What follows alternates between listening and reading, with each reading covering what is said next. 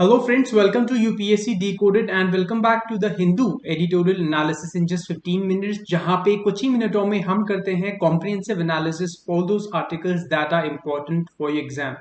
Plus हम ये भी देखते हैं कि वो particular article whether that is important for pre or mains and mains में कौन सा paper exactly GS 1, 2, 3 etc.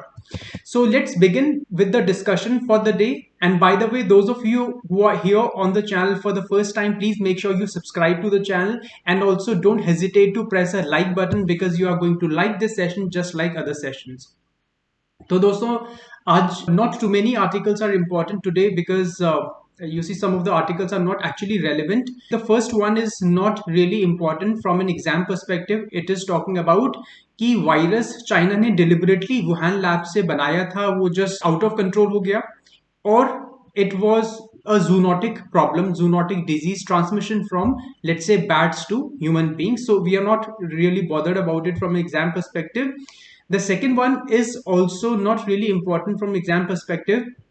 In this, Jairam Ramesh, he is talking about this particular book, which is The Light of Asia. And this is a very old book, by the way, that was written by Sir Edwin Arnold. So you should not be concerned about the analysis of this particular book. But yes, what I would say is like really important कि आपको Buddhism के बारे में knowledge होना चाहिए. This is your homework, by the way, from my end. Not only Buddhism but Jainism also. अगर आपने recent years के क्वेश्चन पेपर्स देखे होंगे प्री के, तो आपको पता चल जाएगा कि कितना इंपॉर्टेंट टॉपिक है बुद्धिज्म एंड जैनिज्म और यूपीएससी किस तरीके से इन डेप्थ एनालिसिस कर रही है. It wants you to have an in depth knowledge about Buddhism and Jainism, not just a superficial one. So please make sure कि इन दो टॉपिक्स को बहुत गहराई से आप प्रिपेयर कर लें so that you are in a very good position to handle any probable question that the UPSC might throw at you. The third one, this one, yes, this is the article that we are going to do. थोड़ा हटके है, plus this is also important, plus ये वैसा article है जो हमेशा evergreen type का रहता है. इनफैक्ट 2-3 साल पहले भी सेडिशन की बात आ रही थी, उससे पहले भी, तो evergreen sort of topic. But yes, there is a very good chance of this topic appearing in your exam. So this is important from the perspective of GS2 sedition से related है. So this is about governance, this is about polity, and it can also be asked in the pre, although the chances are really bleak, that what is section 124A of the IPC, what is it related to. तो दोस्तों जो मुद्दा है वो ये है that the journalist Mr. Vinod Dua, there was this criminal proceeding that were initiated against him. There was a case that was registered against him that made him liable for sedition. एक allegation लगाया कि उन्होंने जो remark दिया है that is basically sedition and he should be penalized for that. But supreme court ने verdict दे दिया और उन्होंने सुप्रीम कोर्ट के जजेस ने कॉश कर दिया जो क्रिमिनल केस था और बोला कि आप ऐसे ही किसी पे सेडिशन का केस नहीं ठोक सकते हो. You have to ensure that that particular person is really exciting the feelings of the people and asking them to commit violence and disorder and anarchy. सिर्फ तब जाके सेडिशन का केस बनेगा, otherwise there is no chance of a sedition case being slapped on anyone just because that person is talking about the government's policies. He's criticizing the government. So just the mere criticism of government does not amount to sedition. This is what the court has categorically said in this particular case, and is also referred to the precedent it had set out in the Kedarnath Singh case of 1962. तो एक president set कर दिया. For example जब भी reservation की बात आती है और हम जो इंदिरा साहनी केस है वो मेंशन ना करें of 1992, then it does not do justice to our narrative. Likewise, whenever we are talking about sedition, please make sure you note it down. और केदारनाथ सिंह केस है 1962, ये आपको मेंशन करना ही पड़ेगा. Kedarnath Singh case versus the state of Bihar, जहां पे supreme court ने specifically बोला था कि you can see this comments however strongly worded expressing disapprobation, मतलब disapproval of actions of the government without exciting those feelings which generate the inclination to cause public disorder by acts of violence would not be penal. अगर ये absent है, मतलब इस तरीके के भड़काऊ भाषण जहां पे लोगों को ये बोला जा रहा है कि गवर्नमेंट के खिलाफ या देश के खिलाफ आप हथियार उठाओ, अगर वैसा कोई बात नहीं हो रही है then it is normal, I mean it is okay to criticise the government.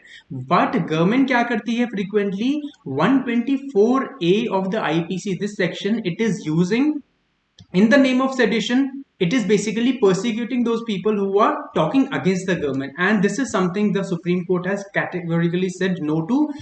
और by the way जो law है, it says that अगर sedition कोई करता है, देशद्रोह का मामला आता है, so that person can be prosecuted under the law and would be given sentence up to 3 years, और 3 years से ज्यादा भी हो सकती है, in fact up to life term, अगर बहुत ही ज्यादा कुछ इस तरीके का केस है. सो 3 years और up to life term. So this is the sort of sentence in this particular provision, and there is this monetary penal provision also. And the British government had enacted this way back in 1870. और काफी जो top हमारे जो leaders रहे हैं freedom struggle के, British government ने time time पर ये स्लैप किया था उनके against, to make sure that the press is denied the right to express itself. It was basically used as this tool to gag the freedom of press.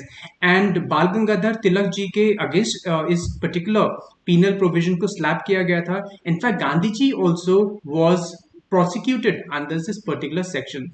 And Britain itself has abolished it, by the way, around 10-12 years back it had abolished it. So India में क्यों ये चलता आ रहा है colonial rule, colonial provision? That is something a lot of authors and commentators are asking this question, and hopefully the author is also saying that the court will re-examine the section's validity. So this is the first article which was important from exam's perspective. The second one is this diminishing options. तो यहाँ पे economy से related है, Indian economy GST, but not exactly very very relevant, because इस तरीके के question तो generally नहीं पूछे जाते हैं. But what you should know is the composition of monetary policy committee. So what happened was that RBI's latest policy statement underscores the diminishing options available to it to address the economic fallout of the COVID-19 pandemic. COVID-19 pandemic के जो economic fallout है, economy stagnate हो गई, in fact shrink हो रही है, and the RBI is with the help of its monetary tools trying to revive the economy.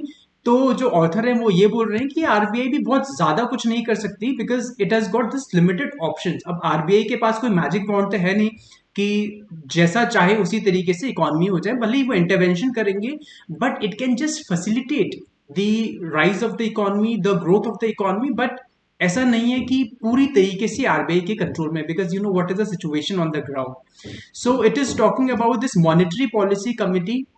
So this is your homework, that what is the composition of monetary policy committee, how many members are there. So you should remember that 6 members are there, 3 from RBI including the governor of RBI who is the ex officio chairman of monetary policy committee, and 3 nominated by the government of India. So this is the composition. And by the way, MPC से related एक question आया हुआ था कुछ साल पहले prelims में, तो आपको ये भी पता होने चाहिए, but आपको nonetheless it is like very basic to understand from a UPSC perspective, so you should know this. So what this article is saying, that the second wave has crushed the demand and consumer confidence. जो first wave थी supply side से ज्यादा constraint था, demand से भी problem था, but supply से ज्यादा problem था. जब अचानक से लॉकडाउन लग गया, मोदी जी ने अनाउंस कर दिया कि आज रात से 12 बजे से we have the pan India lockdown.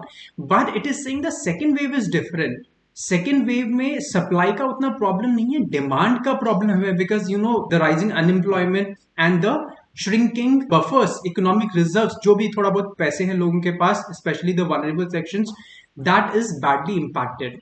And that is why the RBI's attempt to revive the demand, actually it would not be very fruitful.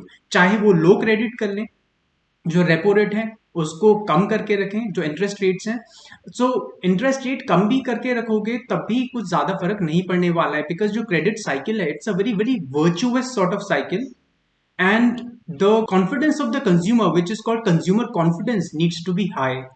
और there is rural demand, specially आपको पता है रूरल एरियाज में किस तरीके से Covid pandemic फैला है और उसकी वजह से जो रूरल डिमांड भी है that has been badly battered and bruised, right? So that will lead to low consumer demand and the impact on the economy would overall be bad, and despite whatever actions RBI may take, it would not be very fruitful. And there is one more thing it is saying, that still the MPC can ill afford to drop the ball in primary remit. So ऐसा भी नहीं होना चाहिए दोस्तों कि RBI जो interest rate है बिल्कुल कम करके रखे और इन्फ्लेशन ज्यादा हो जाए, बिकॉज इन्फ्लेशन भी आरबीआई को इंश्योर करना होता है that it remains with in control. और आप मुझे बताइए कि क्या टारगेट है एमपीसी का when it comes to inflation, just do let me know in the comments. अगर आपको नहीं पता है तो प्लीज चेक करिए। सो इन्फ्लेशन भी कंट्रोल में रहना चाहिए, प्लस ग्रोथ भी बैलेंस करनी है। So that balancing act is something RBI has to do and it is struggling to do, by the way this is the essence of this particular article. Let's move on to the next page. So next page में basically ये तो जो article है ये तो हमेशा ही readers editor is always not really important. So this one also it is talking about behavioural change regarding corona virus and Covid pandemic ने पिछले एक साल से इतने सारे आर्टिकल्स दे दिए हैं in the Hindu that we are not really going to do it. And nonetheless आप सब लोगों को पता है कि कोरोना जो पैंडेमिक है, कोविड पैंडेमिक कैसे रोका जा सकता है। बिहेवियरल चेंजेस, लोगों को बोलो मास्क पहनो यार और डिस्टेंसिंग मेंटेन करो, मीडिया ज्यादा रिस्पॉन्सिबल होना चाहिए।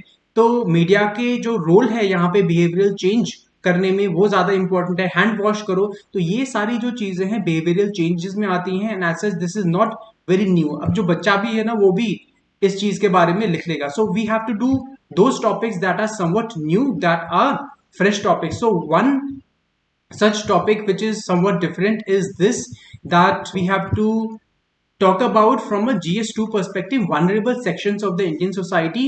So here the section that the author is talking about is sex workers, and it is talking about the rights of the sex workers, about the basic labor rights.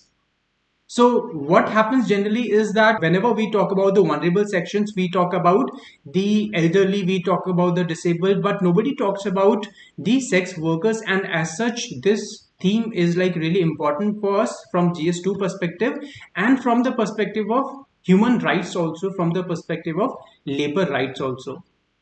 So what the author is saying, and the author is an MP by the way from Tamil Nadu, so his opinion obviously it matters. So owing to the non-recognition of their legitimate work, sex workers have mostly been kept at arm's length from the government's relief program. So COVID pandemic में government ने काफी relief efforts किए हैं. It has come up with various schemes and policies with regard to the vulnerable sections, with regard to the marginal people, below poverty people. But ये जो particular section है, since the work that they are doing is considered illegitimate, unlawful, that is why they have not been able to secure government's relief. और इनकी जो situation है बहुत ज़्यादा इस तरीके की situation आ गई है जहाँ पे they are not able to get 2 square meals a day because of the lockdown restrictions and because of the impact on their work, number one, and number two, that the government's relief also does not reach them because they are not recognized by the law. In fact, it is criminalized. So आपको ये भी पता होना चाहिए that the legislation governing sex work in India is under ITPA. This is called ITPA of 1986, which criminalizes any form of sex work, and that is why they are not able to secure the government relief because इनको recognition ही नहीं. In fact, it is called criminal, and the act also says that the whoever is a sex worker, she has been pushed into sex work. So this is what the author is contesting. Author बोल रहे हैं जरूरी थोड़ी ना है कि हर कोई जो इस इंडस्ट्री में है वो जबरदस्ती करेंगे. Probably it is out of the choice of the person. So that is something we should recognize. It's not about sex trafficking. Sex trafficking is different, but voluntary sex work is somehow different, and that is the distinction the law should be able to make, which this ITPA of 1986 does not recognize. And we have to ensure that इनका जो individual choices है, जो freedom of an individual under the article 21 of the Indian Constitution, that should be recognized. And by the way, that is something which has also been recognized by the Supreme Court in this particular case, which you can note down by the way. Buddhadev Karmaskar versus State of West Bengal, where the Supreme Court opined that the sex workers have a right to dignity under Article 21 of the Indian Constitution. And there was the Justice Verma Commission also. By the way, these two things you can note down because आप mention कर सकते हो exactly exam में. It also acknowledged that there is a distinction between women who are trafficked. So trafficking is, you know, that it is prohibited under Article 23 of the Indian Constitution. So that is okay if you are penalizing the people who are involved over there. But then it also says that it could be another section which is about consenting women who are in this work of their own volition means own choice. So that is something we should be able to recognize, और इस तरीके से government को ensure करना चाहिए कि इनके ज़्यादा राइट्स हों. In fact they have the basic labor rights, and as such they should be given relief. So this is what the article is talking about, and it makes sense also. So why should they be persecuted? Why should they be persecuted by the state officials? They should be criminalized, and they should be not given the basic human rights, the basic labor rights. So this is something the author is highlighting, and a very good case, by the way, of humanitarian angle and an ethical angle he has shown over here. Plus it also questions the morality aspect also. So generally whenever we talk about sex work, people jump on to the morality bandwagon, but it is saying that this is an archaic and regressive view that sex work is morally wrong. So he has also sort of given this radical approach towards it and has called it the right of the people, whoever is in this industry, if it is not forced sex work. So this is something he is highlighting. So that was all for the day. Just do let me know if you have any comments, you have any suggestions, and what do you think about the topics that we have discussed today. So thank you so much. I will see you tomorrow. Till then, have a good day. Take care.